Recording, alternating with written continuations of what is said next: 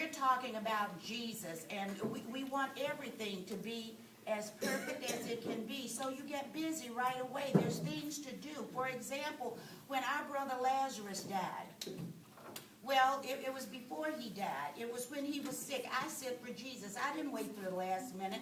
I sent for Jesus when our brother was sick. And you know what? I don't have, let me just give it to you as it's documented in your holy writings here. And I believe it is going to be Martha is going to have this in John 11 and 20. And it's documented here. It says, then Martha, that's me. Yes. Then Martha, as soon as she heard that Jesus was coming, went out and met him. But Mary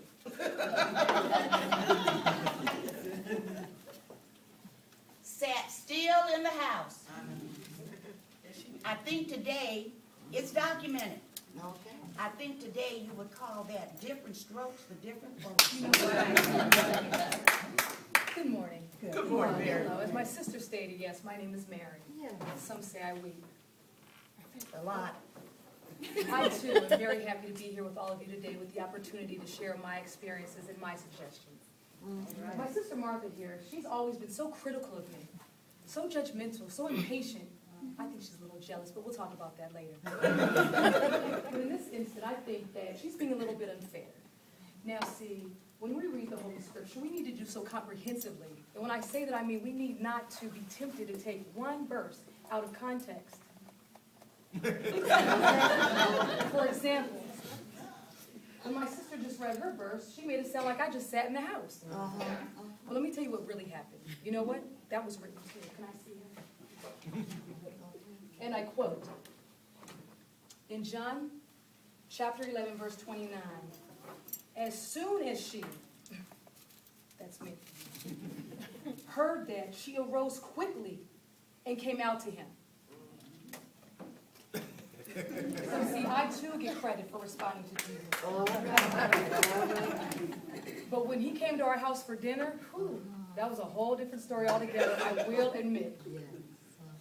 I worshipped him. Yes, I did. It was so exciting having him and his disciples come into our house for dinner. I worshipped him. I sat at his feet and I anointed him with oil. Now see, that's my recommendation on how you act in the presence of Jesus. Oh, the weariness of it all. Yes, she sat at his feet. I have a reputation for being a hard worker, and that too is documented. Everything is done. Not a thing left undone. No, we're talking about being in the presence of Jesus, and we want to make sure that everything is just right. And there's so much to do. I call it sacrificing our time and our energy to honor Jesus. I mean, that's no little thing. And so let's call it works of worship, or worshiping by our works and serving others. I think that would please Jesus. And I stayed true to that. I was so busy, even during dinner. When Jesus honored us by coming to our home for dinner, even during dinner, I stayed so busy, I even asked Jesus to have people help me out. It's documented. It's documented. It's documented.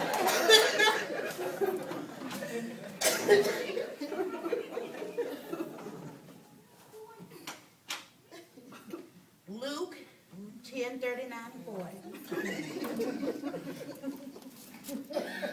And she had a sister called Mary, which also sat at Jesus' feet and heard his word. But Martha, that's me, was cumbered about much serving, and came to him and said, Lord, Dost thou not care that my sister hath left me to serve alone? Bid her therefore that she help me.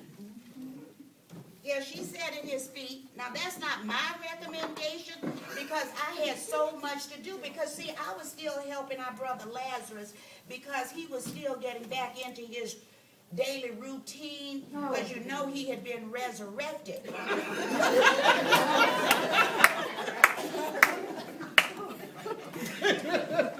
So you believe it's only work that needs to be done in order to honor, to worship, to act in the presence of Jesus?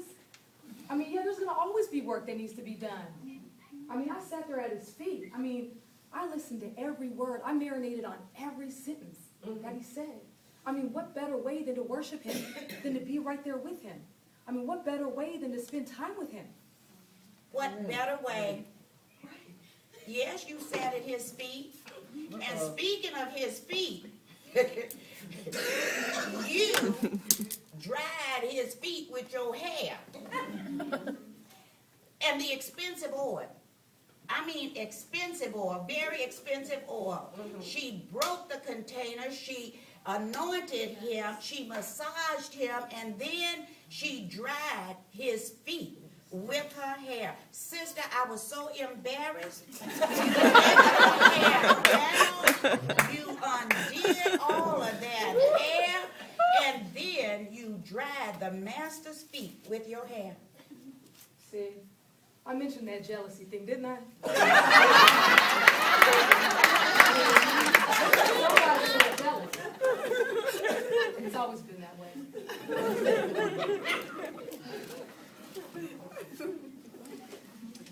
It was not just us that were there. You and me, there was Lazarus, there was Jesus.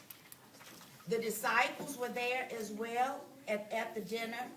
And let's not forget that there were so many other people that stopped by that day as well. The one we're talking about, these were people from the community, and they were coming just to be curious or nosy, I'm not sure, but it says that they were there just to see Lazarus. You know, he was resurrected. And they wanted to see Jesus.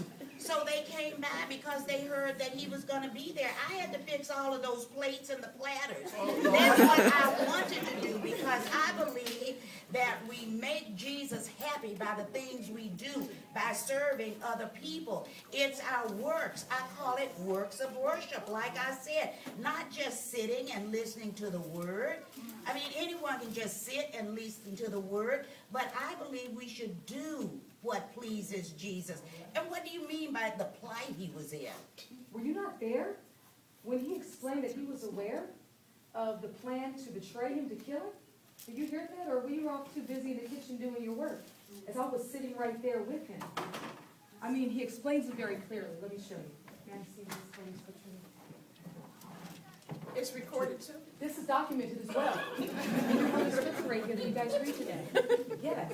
It says, Luke chapter 10, verse 41 and 42, Jesus said unto her, Martha, Martha, thou art troubled about many things, but one thing is needful, and Mary hath chosen that good part which shall not be taken away from her.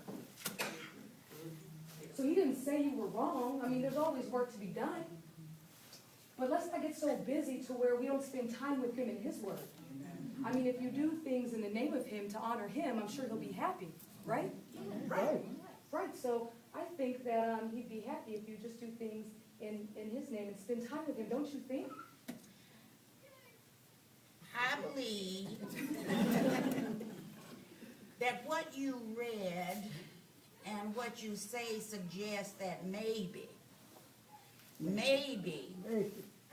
I might be guilty of ignoring part of the word just to justify my works. If I'm hearing you correctly, you're saying that it's okay for us to worship and honor Jesus with our works, but also by being with him in the word. Now, if that is the case, then it could be that maybe we should do both. That's correct. Can you imagine the best recommendation is somewhere in the middle of the road by doing both.